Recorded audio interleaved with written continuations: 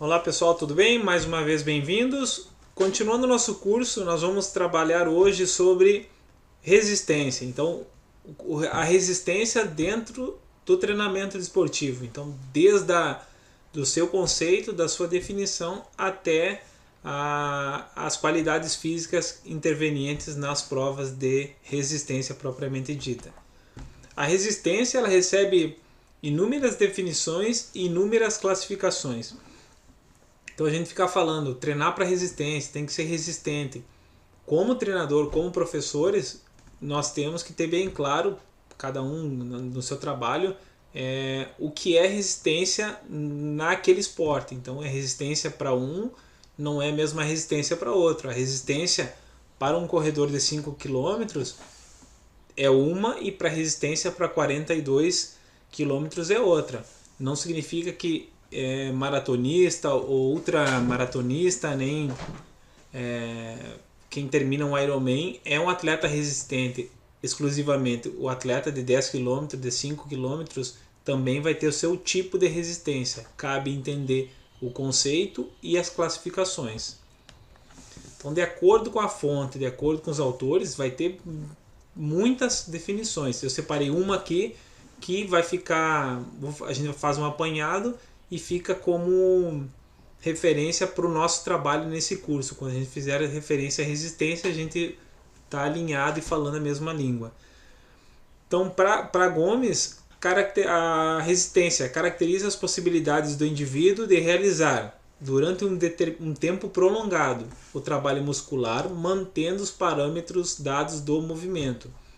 Esse eu separei porque eu acho interessante entender que a resistência é repetir um gesto ou manter uma atividade por um tempo, mas mantendo o parâmetro, ou seja, a qualidade do movimento. Então, eu vou treinar para ser resistente para 2 horas, mas chega lá na 1 hora eu me arrasto, eu me arrasto no mau sentido, de não aguentar, eu vou perder a qualidade do movimento e vou arriscar toda a minha saúde correndo mal. Então, eu vou ter resistência para 2 horas, eu tenho que ter resistência para manter o gesto adequado, o parâmetro de movimento adequado para essas 2 horas. Nem que eu comece com 1 hora correndo decentemente e vou aumentando até chegar aonde eu preciso. Então, resistência, manter o gesto, manter o exercício num tempo prolongado. A classificação da resistência, do tempo que leva, acaba diferenciando o tipo de resistência, mas seja qual for, eu vou ter que manter a qualidade do gesto. Então, na classificação aeróbica do exercício da prova, seja lá o que for, se eu mantiver uma atividade por entre 13 e 10 minutos, a resistência aeróbica é de curta duração. De 10 a 30 minutos, resistência aeróbica média duração. E mais que 30 minutos, resistência aeróbica de longa duração. Isso, então eu pego a prova ou o tempo da minha competição, jogo aqui e aí eu vou trabalhar. Então, se a minha prova dura mais do que 30 minutos, então o tipo de resistência do meu esporte é resistência longa. Vou procurar os métodos e os exercícios para desenvolver isso. Se a minha resistência, a minha prova dura entre 3 e 10 minutos, um pouquinho mais, um pouquinho menos, eu jogo para curta da mesma forma 10 a 30. Então eu encaixo o tempo, que é o tipo de resistência que eu preciso, e vou escolher os métodos e os exercícios que vão favorecer isso.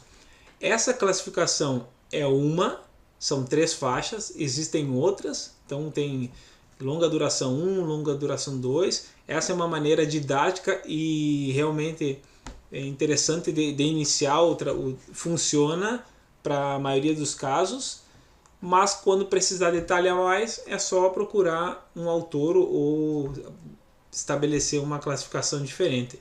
Essa é de Forteza, é um autor que traz bastante contribuição prática, e essas 3 aqui eu acho que mostra bem, ilustra bem essa diferença de resistência em função do tempo, e isso vai gerar o meu tipo de treinamento, de método e o tipo de exercício. Por quê? Se eu preciso de uma resistência aeróbica longa e treino somente com estímulos que vão ali de 10 a 30 minutos, numa intensidade diferente. Quando eu passar de 30 minutos, 1 hora, 2 horas, eu não vou ter a qualidade de resistência nos parâmetros que eu quero. Então, para treinar, para ficar bom nesse tipo de resistência, tem que treinar voltado para isso, procurando a especificidade, procurando a direcionar para as adaptações que eu quero. Qualidades físicas intervenientes. Então, eu defini o tempo da minha prova, qual é a classificação dela, então se ela é de longa duração, por exemplo, e isso vai gerar qualidades físicas intervenientes, que são qualidades físicas diretamente que vão ter influência direta no resultado. Então, nessas provas, o que acontece é identificar as qualidades físicas e colocar numa ordem. Eu chamo de interveniente e vou atribuir, por exemplo, resistência aeróbia é imprescindível. Então, a mais importante, a mais interveniente é imprescindível, a outra é importante, secundária, e assim eu vou dando o grau de hierarquia. Ou eu coloco 1, 2, 3, o importante é ordenar. Nesse caso aqui, o exemplo é resistência de longa duração, mais a prova do Athlon, 1 hora e pouco. Então a resistência aeróbia vai ser imprescindível, a resistência anaeróbia é importante, e a resistência muscular localizada de braços e pernas vai ser importante. Então o que eu fiz? Eu identifiquei o tempo da minha prova, o tipo de resistência, identifiquei as qualidades físicas que vão ser intervenientes e coloquei numa ordem. Agora eu vou pegar o método para cada uma, que vai trabalhar cada uma, se é um método vai ser mais interessante juntar para trabalhar duas qualidades físicas. Eu posso trabalhar nesse primeiro aqui, usar de vez em quando o fartlek. Eu vou trabalhar na zona mista, eu consigo otimizar, e assim vai. Ou seja, identifiquei as qualidades e eu vou trabalhar em cima dos métodos e dos exercícios. Bom, as qualidades físicas, então, baseadas no sistema energético, a qualidade física de resistência aeróbia significa que o meu sistema aeróbico tem que dar maior sustento para aquela atividade. Então, o grau de importância vai ser imprescindível. Então, aqui nada mais é do que fazer uma relação direta com o sistema energético. Então, eu tenho que entender que a resistência anaeróbia vai depender do sistema anaeróbico lático. Eu tenho que estudar esse sistema e quais são os métodos que vão trabalhar esse sistema. Então, é o intervalado, é o de repetição, enfim, qual que eu vou colocar o organismo em situação de trabalhar no sistema anaeróbio, e eu vou desenvolver a resistência anaeróbica. Então, isso aqui é pegar a qualidade e fazer relação direta com o sistema energético e mantendo aquele grau de importância.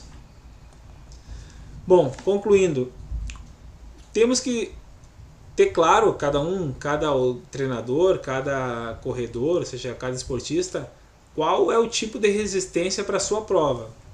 Qual o nome, qual a classificação, depende da sua escolha, mas de qualquer forma eu tenho que estabelecer o tipo de resistência que eu preciso, o que eu preciso de método para desenvolver as qualidades físicas intervenientes para aquela prova.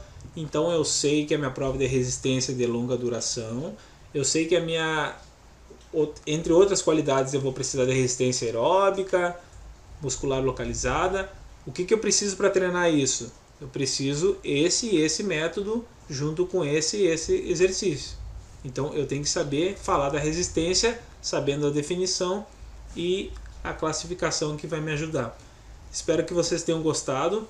Na próxima aula ainda a gente vai continuar falando sobre algumas bases, mas já bem mais construindo o nosso conhecimento para a periodização. Então, abraço, até mais.